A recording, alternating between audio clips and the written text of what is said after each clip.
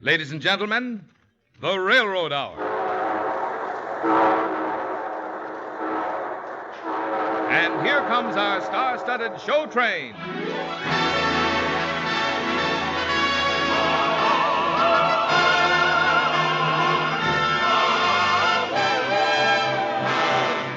Starring Gordon MacRae and his lovely guest, Dorothy Warren Show.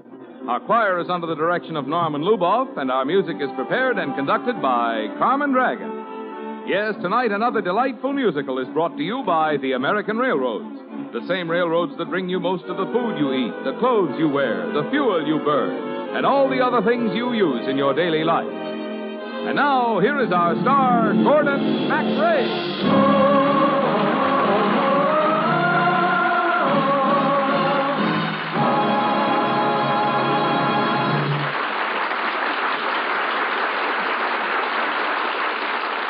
Thank you. Thank you, Marvin Miller, and good evening, ladies and gentlemen.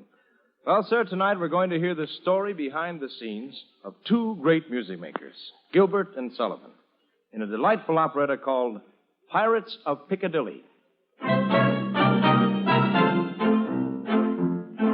The wandering minstrel, a thing of shreds and patches, of ballad songs and snatches, and dreamy lullaby.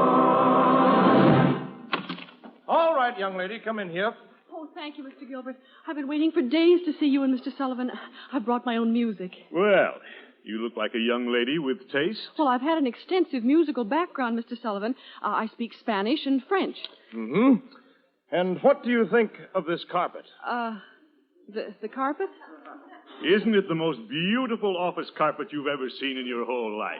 Well, yes, it's very nice. Nice! If you like that sort of thing. You see, Sullivan, she admits you haven't a smattering of taste. I'm a great admirer of Mr. Sullivan's music. She has no taste whatsoever. Now, just a minute, Gilbert. My dear, what's your name? Jessie Bond. Miss Bond. How can you possibly like this man's music? Arthur Seymour Sullivan knows only two melodies. One of them is God Save the King, and one of them isn't. I just adore your stories and lyrics, Mr. Gilbert. Send her away. She hasn't got the taste of a cucumber. But, Mr. Sullivan... How any human being in his right mind can abide the trivia this music hall hack calls lyrics is more than I can understand. That concludes your audition, Miss Bond. Leave your address with the receptionist. Mr. Gilbert, I haven't even sung for you. We'll call you if we need you. Yes, sir. Now, Sullivan, get this carpet out of our office. If you expect me to pay half of the cost, couldn't make me move it. I can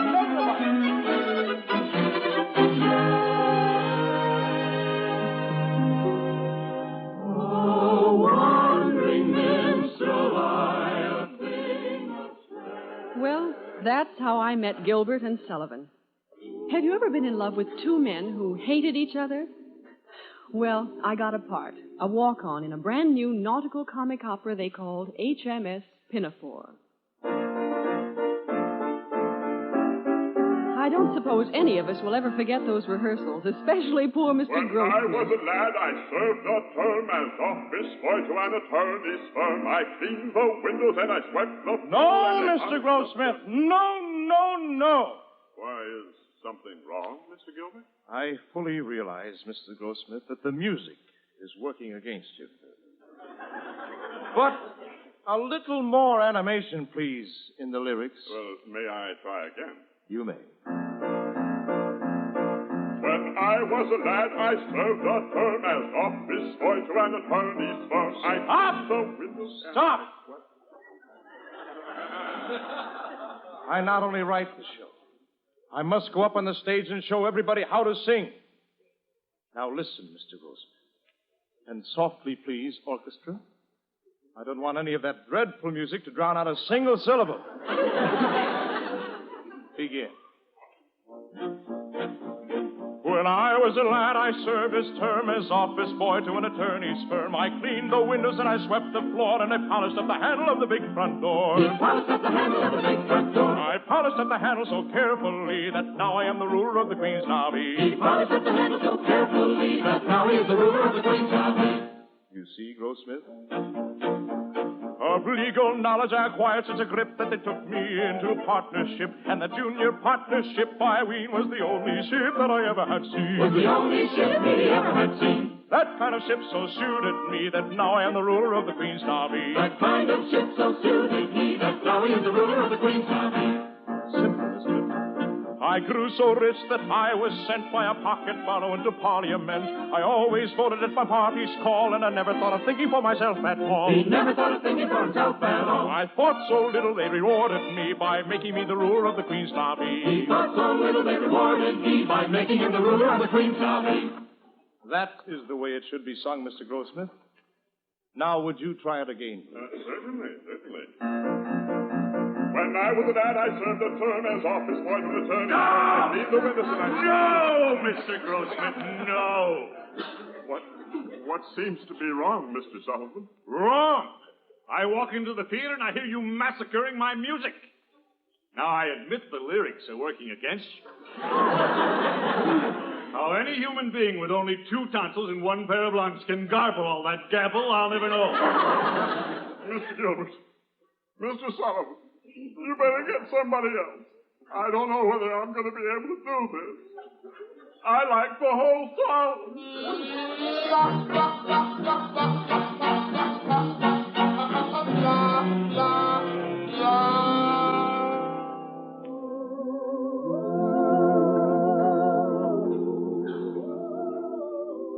Though they fought, they turned out enchantment, and a national love affair developed between the audience and the stage. A magic emerged. The magical word was and. The and in Gilbert and Sullivan. Alone, they were a couple of wanderers. Have you noticed how the word wandering runs through their songs? Or maybe I'm especially aware of it because of my first solo in Pirates of Penzance.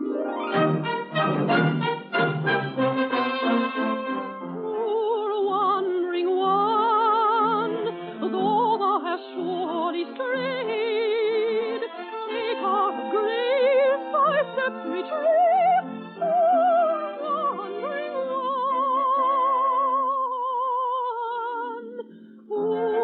wandering one, he sought for love as mine, can't help divine, to be so blind, why take it here?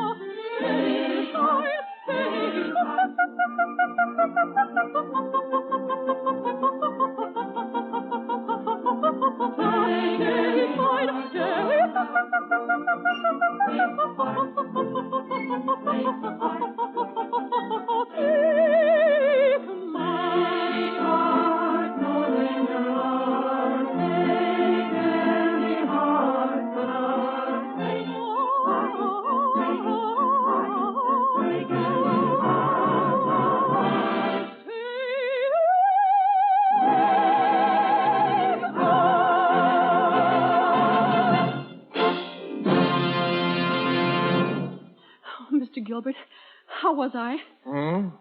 Oh, fine. Now, where's that Sullivan? I want to talk to you, Gilbert. This was a dreadful performance. The words completely drowned out the music. If you and your blasted wind instruments had blown any louder, we wouldn't have to go to America. They could have heard the show from here.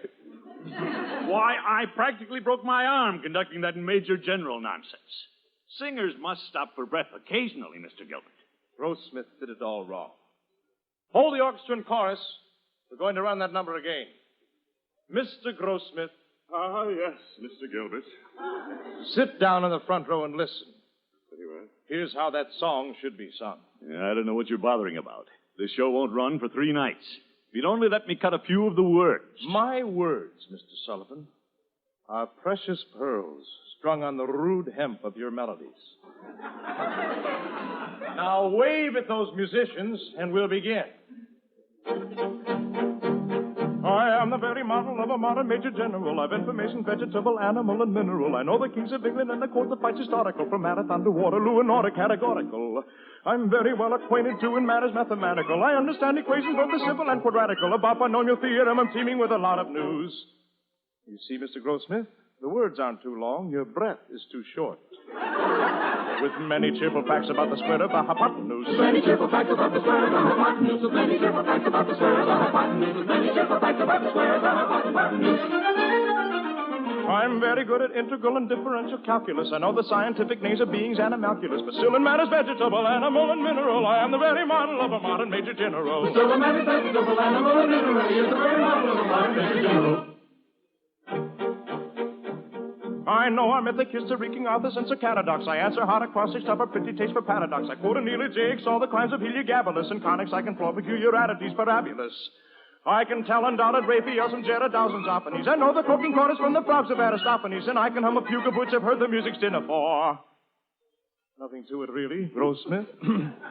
And whistle all the airs from that infernal nonsense pinafore. And whistle all the airs from that infernal nonsense pinafore. And whistle all the airs from that infernal nonsense pinafore. And whistle all the airs from that infernal nonsense pinafore.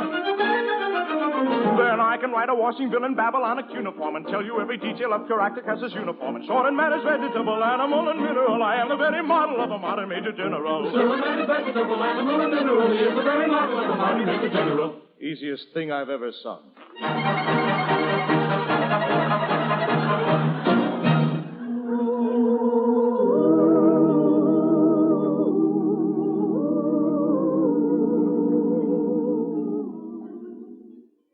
I don't have to tell you that Pirates of Penzance ran a lot longer than 3 nights. Then Sullivan was knighted, and Gilbert was not. That's when the split-up really began. Mr. Doyley Cart, their producer, tried to patch it up, but only made matters worse. Gentlemen, listen to me. If you're talking to both of us, Cot, you may just nod to me. But be sure to bow to his lordship. Gilbert, Sullivan, please, one more show for the fall season. I wouldn't stay in the same room with that hack. Collaborate by mail, through me, anyway. By mail? And take a chance that one of my compositions might be lost? Huh. You could always replace it by consulting an old hymnal. Goodbye. And don't try to write, see, or contact me again as long as I live. The same to you and many of them. And that's really when the wandering began.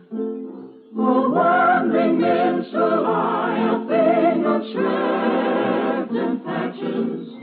Not poor, not penniless, but unfulfilled.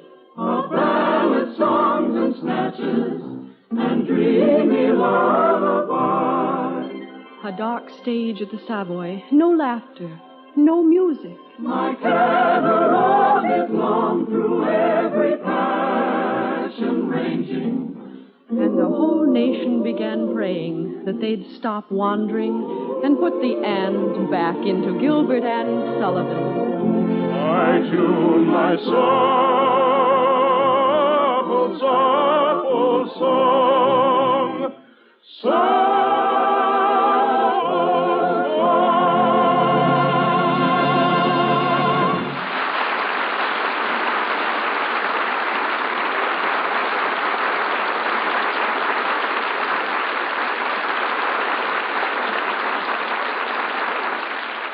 We'll return for the second act of Pirates of Picadilly in just a moment. Thousands of people gathered in Tracy, Minnesota today to attend the 25th annual Boxcar Day. This traditional event, sponsored by the entire community, included a long parade of bands and floats, sports contests, and many other features.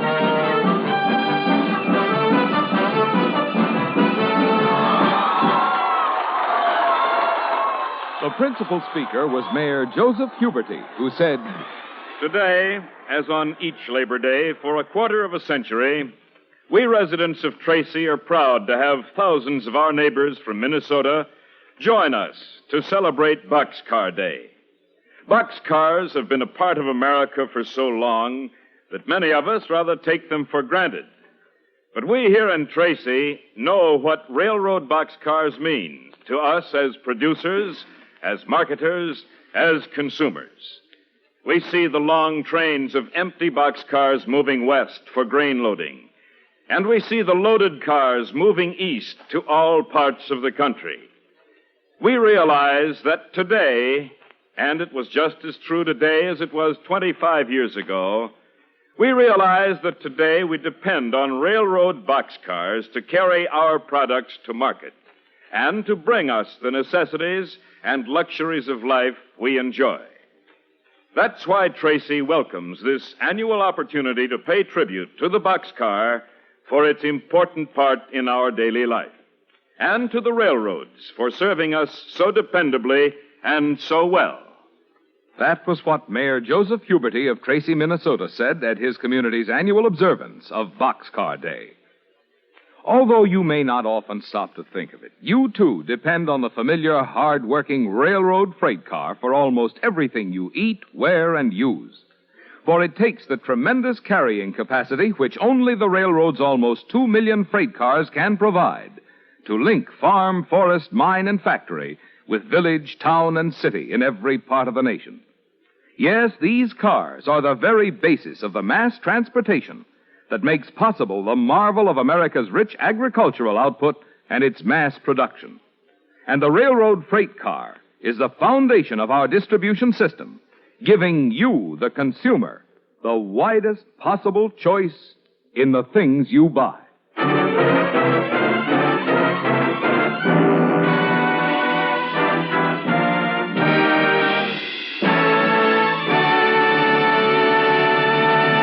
Now, here is Act Two of Pirates of Piccadilly, starring Gordon MacRae as W.S. Gilbert and Dorothy Warrenshold as Jessie Bond, with Willard Waterman as Arthur Sullivan.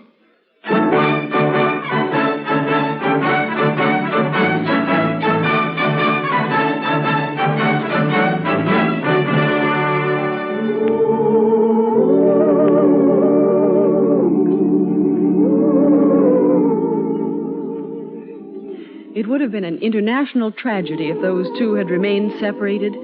Gilbert wrote many charming plays by himself, but they gathered dust on the shelves and on theater seats.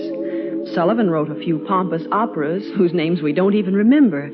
And then, one day, I ran into Mr. Gilbert. Hi, hello, Jessie. Hello, Mr. Gilbert. We've missed you. I've missed all of you. Jessie. Yes, sir? Do you ever meet up with that composer? You know the one I mean, Sir, what's his name? Mr. Sullivan? Sir Arthur? Ah, that's the one. His name was on the very tip of my tongue. Well, I expect to see him at a party this weekend. I happen to have a libretto here, a little Japanese thing that might be pleasant. And do you know, his silly melodies might be just the thing for it? Oh, Mr. Gilbert. Only don't tell him I said that. Oh, I'll be reading it all weekend. He'll have to notice. You might point out that Titwillow number. Very few words and very slow. Even a chance for the music to sneak off by itself for a few bars.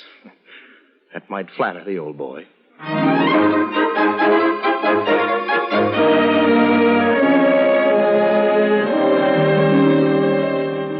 Oh, Mr. Gilbert, Mr. Sullivan loves it. He said he'll risk collaborating by mail, and he's already set the first lyric to music. Oh, let me see that. On a tree by a river, a little tomtit, sang willow, titwillow, titwillow. Why, that's not bad. Not bad at all. The old boy's improving. He must be taking lessons. Of course, the lyric is rather fascinating. Don't you think so, Jessie? And I said to him, Dickie Bird, why do you sit singing willow, titwillow, titwillow? Is it weakness of intellect, birdie, I cried, or a rather tough worm in your little inside? With a shake of his poor little head, he replied, oh, willow, titwillow,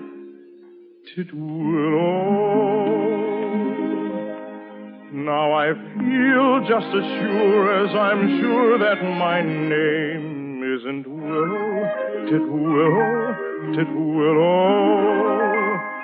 That 'twas blighted affection that made him exclaim, oh, Willow, Titwillow. And if you remain careless and obdurate, I shall perish as he did, and you will know why, though I probably shall not exclaim as I die. Oh, Willow, Titwillow,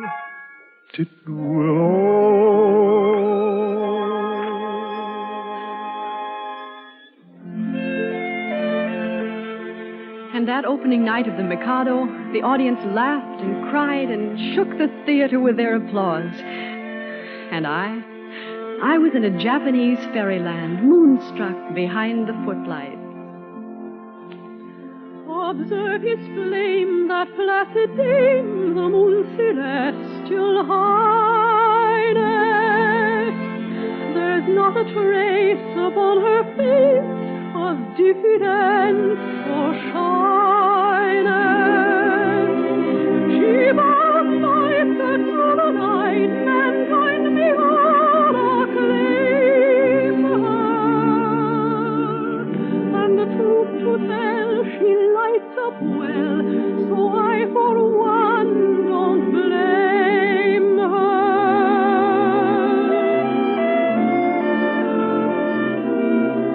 Ah, pray make no mistake, we are not shy, we're very wide awake, the moon and I. Ah, pray make no mistake, we are not shy, we're very wide awake, the moon and I.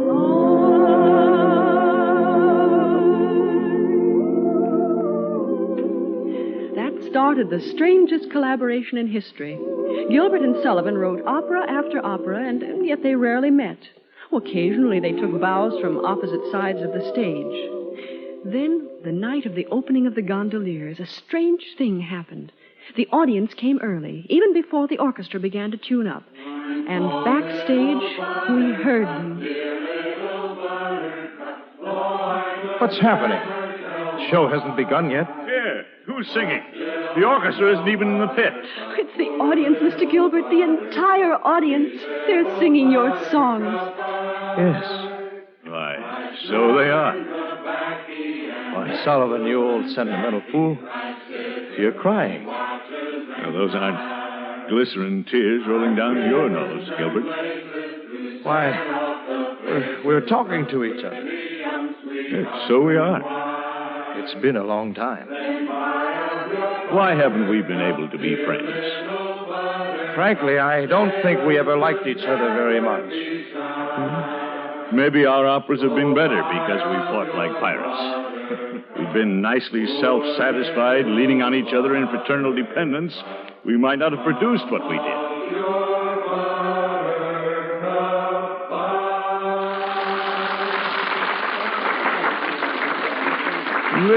Listen to that applause.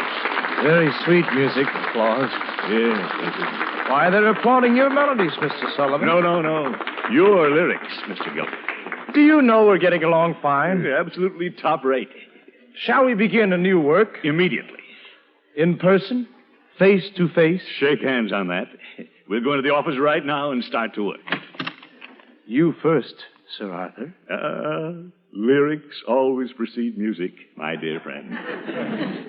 Thank you.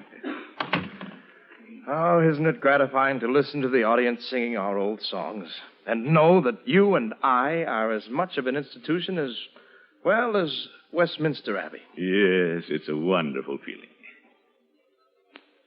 Just a moment. Where did this carpet come from? Oh, it's something of a surprise. I felt the office needed a new carpet. It's a worse monstrosity than the original. Am I expected to pay for half of this? Well, everything is 50-50. Equal billing, credit, royalties. I will see you dead before I pay a copper farthing for this floor rag. The greatest mistake I ever made in my life was ever coming within 10 feet of you.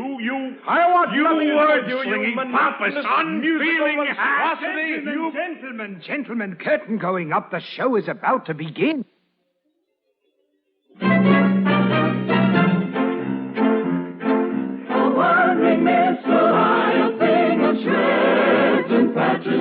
The pirates of Picadilly, the minstrel boys, the wanderers, God love them, and 3 cheers for them. Victoria, stop, and ringing cheer. Inaugurate the new career. Victoria, stop, and ringing career. Extraordinary dance, extraordinary dance.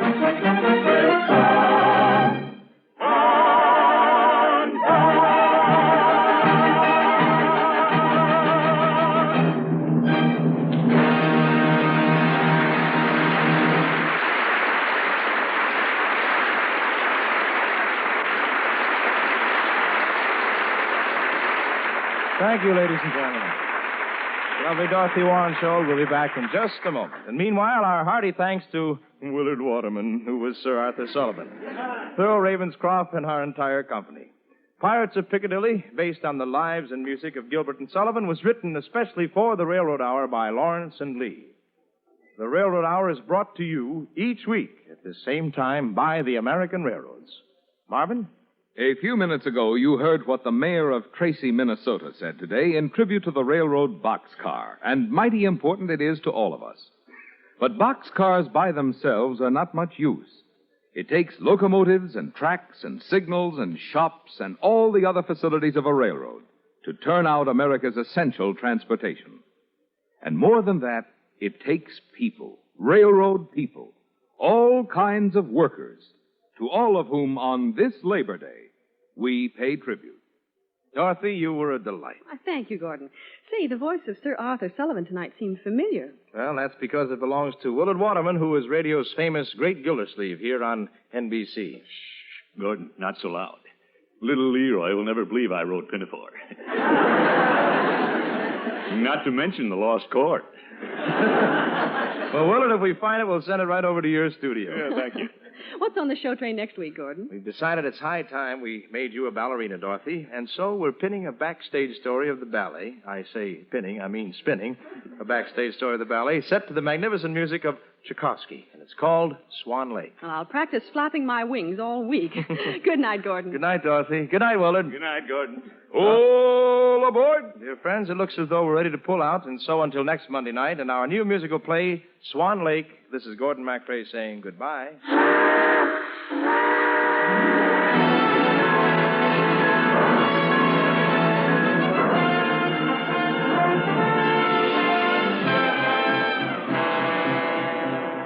Gordon MacRae can be seen starring in Warner Brothers' About Face. Our choir is under the direction of Norman Luboff, and our music is prepared and conducted by Carmen Dragon. This is Marvin Miller saying goodbye until next week for the American Railroads.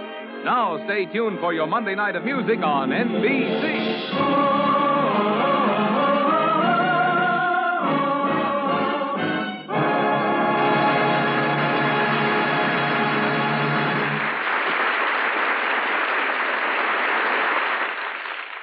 This evening, Lois Hunt stars on The Voice of Firestone on NBC.